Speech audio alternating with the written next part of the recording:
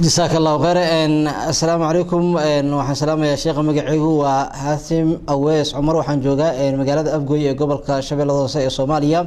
waxaan rabay in laga jahal bixiyo xukunka sawirka maxaa uu yahay gaar ahaan kuwa la soo dhigay meelaha bulshada ay ku kulmaan sida Facebook iyo wixii lamid ah. جزاك الله خير. الحمد لله.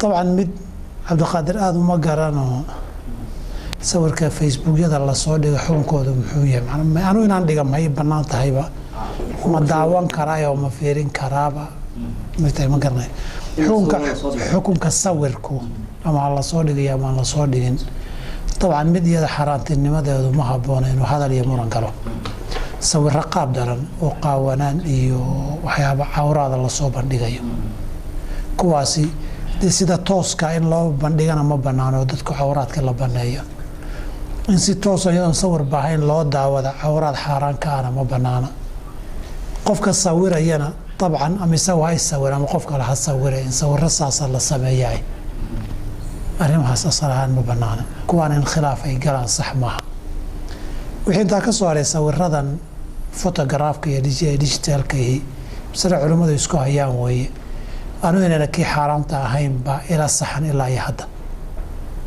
ka xaraamta inaan ahayn ba hadda ila saxan oo ila xoog badan waana mas'ala qofku halka qof ay kaliya isbedbedeli kara ra'yiga aragtida uu ka qabo Facebook soo dhigistiisu de wixii ay banaanayd in la galo in ma laga arkayo la dhigay asalahan dhibaato ma laha wixii in la fiiriyo ay xaraam ahaydna qofka xaraamta ka ahayd baa la rabaa inaanu fiirinin oo iska ilaaliyo wabillahi tawfiiq.